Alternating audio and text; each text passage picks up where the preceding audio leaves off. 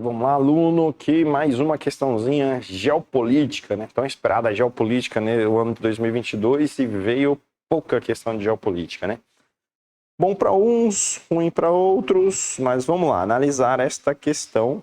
A gente tem aqui, ó, dia 9 de novembro de 89, sob fogo de imensas manifestações públicas, a maioria das cidades do país, na maioria das cidades do país, o regime comunista da Alemanha Oriental anunciou a abertura da fronteira interalemã de Berlim. A queda do Muro de Berlim, como ficou conhecido, o evento histórico assinou simbolicamente o fim da Guerra Fria. Por que simbolicamente? Que a gente teve depois a consolidação, né, do fim da Guerra Fria com o desmantelamento da União Soviética.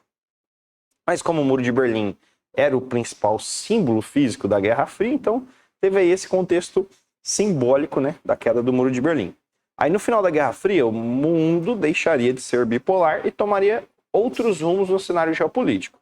Sobre a nova ordem mundial, pode-se afirmar que... Então vamos à análise das alternativas. Ó.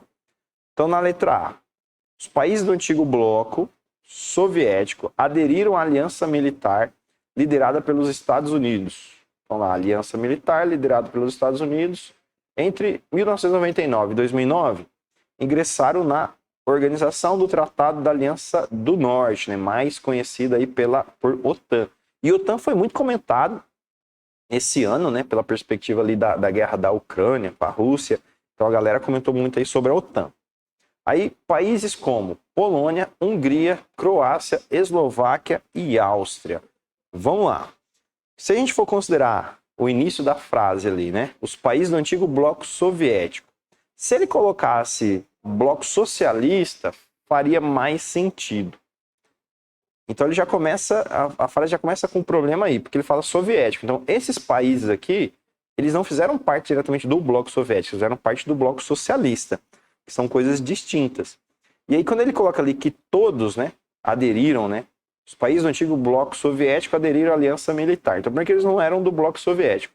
Depois que nem todos aderiram à OTAN, então a gente já consegue descartar aí essa opção. Aí na letra B, o Japão, mesmo no auge do seu poder econômico, era uma potência com limitações geopolíticas.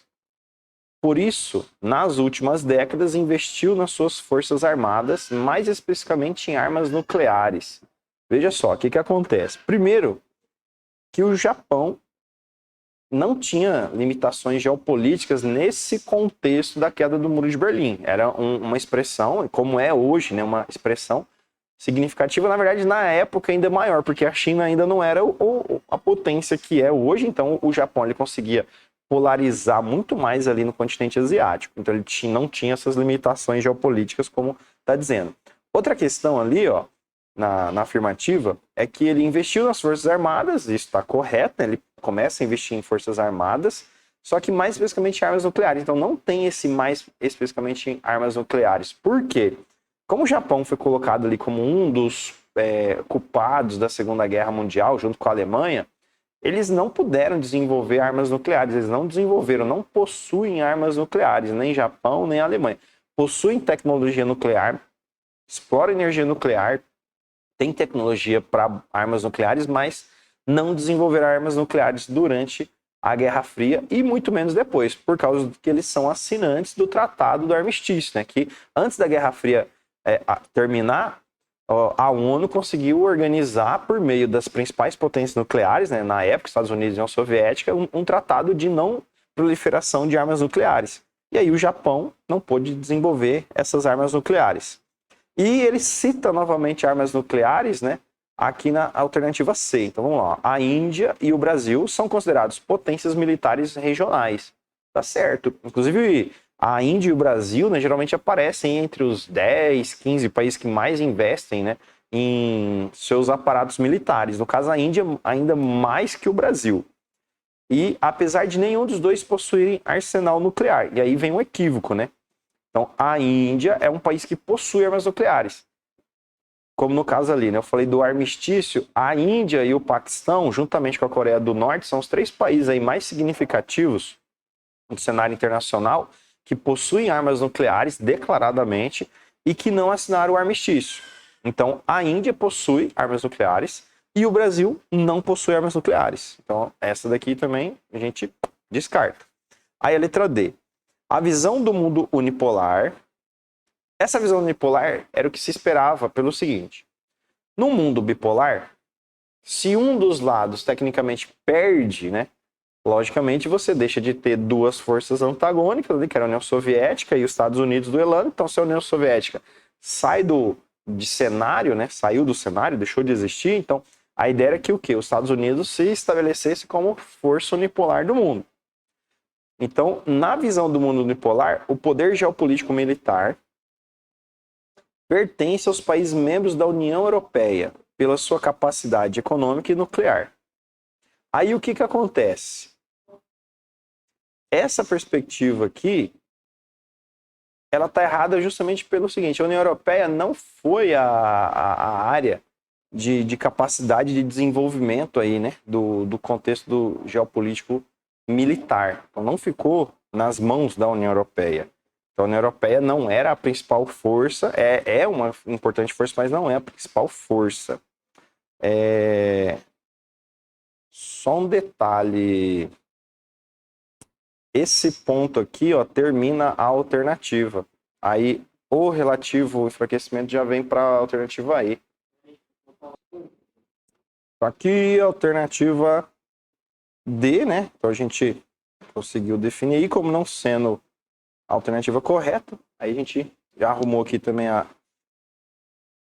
alternativa E. Veja só, o relativo enfraquecimento dos Estados Unidos, o fortalecimento econômico da China e a emergência do G20 e do grupo do BRICS, que a China faz parte, né, fizeram com que a tese da unipolaridade fosse superada. Então vamos analisar aqui o seguinte. Os Estados Unidos passou por um enfraquecimento devido a todas as circunstâncias também de fortalecimento de outras potências, né? Então, na verdade, quando acaba a Guerra Fria, a gente entra numa ordem multipolar, que foi uma troca de poderes, né? Uma divisão de poderes, né? Entre Estados Unidos, União Europeia e Japão, que a gente reforçou também já nos itens anteriores. Aí a China, ela se torna membro da OMC, então ela começa a ter uma progressão, principalmente por causa da questão da globalização. Acaba a Guerra Fria, entra a globalização forte, né, distribuindo capitais em países emergentes, e aí justamente vai ter o desenvolvimento do G20, né, que vai fazer frente aí a essa perspectiva dos Estados Unidos como unipolaridade, e mesmo assim os Estados Unidos já vinha partilhando da sua capacidade de influência com o G7. Então, até o G20 ele foi ampliado, né, ele foi aplicado justamente para dar garantias também para o G7 continuar existindo, porque senão ia ocorrer uma cisão muito forte entre as potências e os países emergentes. Aí o G7 continua existindo, eles ampliam a perspectiva, né, para novos países entrarem ali no hall de discussão da geopolítica internacional para fortalecer essa perspectiva. E a gente tem um grupo seleto ali, né, Brasil, Rússia, Índia, China e África do Sul, que a partir da década de 90 e principalmente da década de 2000, se tornam grandes referências de crescimento econômico, principalmente a China, que cresce lá, né, na década de 2000 na escala ali de 2 dígitos, né, ao ano, mais de 10% ao ano, e mantém esse crescimento aí quase toda a década de 2000. Então, por isso, a alternativa aí seria a alternativa correta. Então é isso. Valeu!